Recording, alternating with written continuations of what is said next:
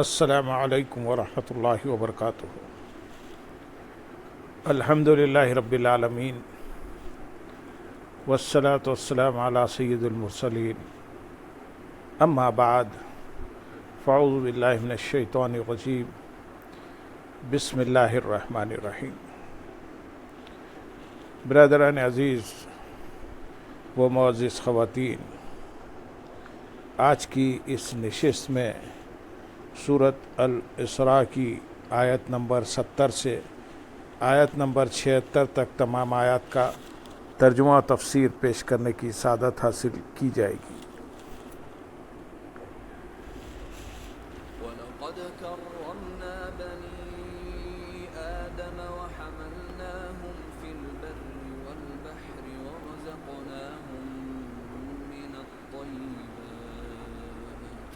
ورزقناهم من الطيبات وفضلناهم على كثير ممن خلقنا تفضيلا يوم ندعو كل أناس بإمامهم فمن أوتي كتابه بيمينه فأولئك يقرؤون كتابهم ولا يظلمون فتيلا ومن كان في هذه أعمى فهو في الآخرة أعمى وأضل سبيلا وإن كادوا ليفتنونك عن الذي أوحينا إليك لتفتري علينا غيره وإذا لاتخذوك خليلا ولولا أن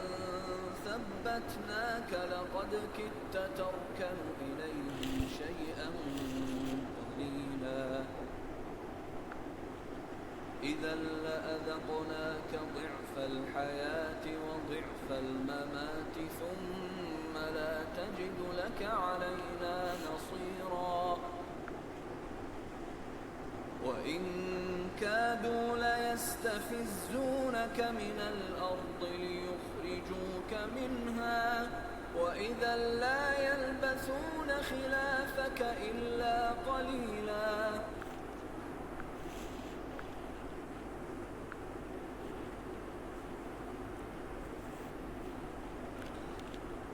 اور بے شک ہم نے اولاد آدم کو عزت دی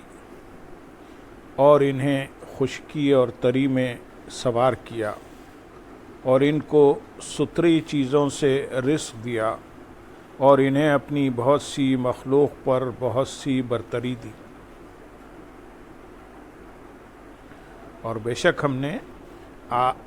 اولاد آدم کو عزت دی، یعنی انسان کو عقل، علم،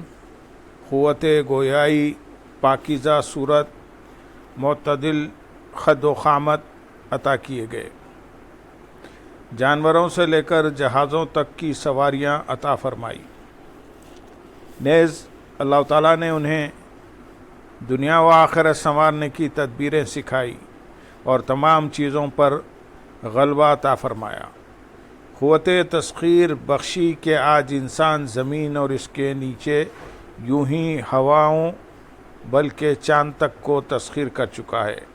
اور مریخ تک کی معلومات حاصل کر چکا ہے۔ بحر و بر میں انسان نے اپنی فتوحات کے جھنڈے گاڑ دیے ہیں۔ یہ چند ایک مثالیں ہیں، ورنہ اس کے علاوہ لاکھوں چیزیں اولاد آدم کو عطا فرما کر اللہ تعالیٰ نے اسے عزت دی ہے اور انسان کو بقیہ تمام مخلوقات سے افضل بنایا ہے۔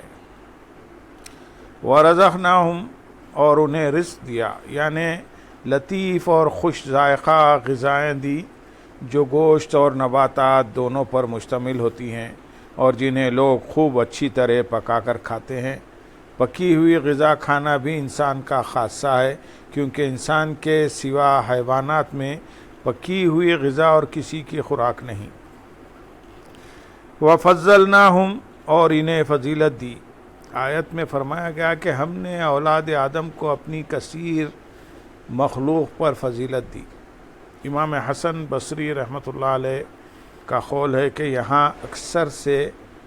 کل مراد ہے، یعنی اللہ تعالیٰ نے انسان کو تمام مخلوقات پر فضیلت دی ہے، اور اکثر کا لفظ کل کے معنی میں بولا جاتا ہے۔ قرآن کریم میں بھی ارشاد ہوا وَأَكْثَرُهُمْ كَاذِبُونَ۔ ان آیات میں اکثر کل ہی کے معنی میں ہیں، لہذا ملائکہ بھی اس آیت کے عموم میں داخل ہیں، اور انسانوں کے خاص افراد یعنی انبیاء اکرام علیہ السلام فرشتوں کے خاص افراد سے افضل ہیں، اور نیک انسان عام فرشتوں سے افضل ہیں۔ حضرت ابو ہریرہ رضی اللہ تعالیٰ عنہ سے روایت ہے، رسول اکرم صلی اللہ علیہ وسلم نے ارشاد فرمایا، مومن اللہ تعالیٰ کے نزدیک فرشتوں سے زیادہ عزت رکھتا ہے۔ اس کی وجہ یہ ہے کہ فرشتے اللہ تعالیٰ کی بندگی پر مجبور ہیں، کیونکہ ان کی فطرت ہی یہ ہے، ان میں عقل تو ہے نہیں، ان میں عقل تو ہے لیکن شہوت نہیں، اور جانوروں میں شہوت ہے لیکن عقل نہیں، جبکہ آدمی میں شہوت و عقل دونوں ہیں، تو جس نے عقل کو شہوت پر غالب کیا وہ فرشتوں سے افضل ہے، اور جس نے شہوت کو عقل پر غالب کیا وہ جانوروں سے بدتر ہے۔ آیت نمبر 71 اور 72 میں ارشاد ہے، یاد کرو جس دن ہم ہر جماعت کو اس کے امام کے ساتھ بلائیں گے، تو جسے اس کا نامہ اعمال اس کے دائیں ہاتھ میں دیا جائے گا تو وہ لوگ اپنا نامہ اعمال پڑھیں گے، اور ان پر ایک دھاگے کے برابر بھی ظلم نہیں کیا جائے گا، اور جو اس زندگی میں اندھا ہوگا وہ آخرت میں بھی اندھا ہوگا، اور وہ زیادہ گمراہ ہوگا۔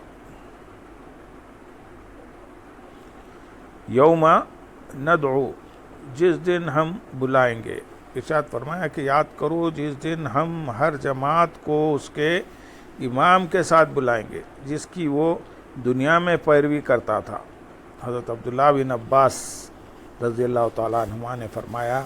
اس سے مراد وہ پیشوا ہے جس کی دعوت پر دنیا میں لوگ چلے، خواہ اس نے حق کی دعوت دی ہو یا باطل کی۔ خلاصہ کلام یہ ہے کہ ہر قوم اپنے سردار کے پاس جمع ہوگی جس کے حکم پر دنیا میں چلتی رہی، اور انہیں اسی کے نام سے پکارا جائے گا کہ اے فلاں کے پیروکار۔ اس سے معلوم ہوا کہ دنیا میں صالحین کو ہی اپنا پیشوا بنانا چاہیے تاکہ قیامت میں انہی کے ساتھ حشر ہو۔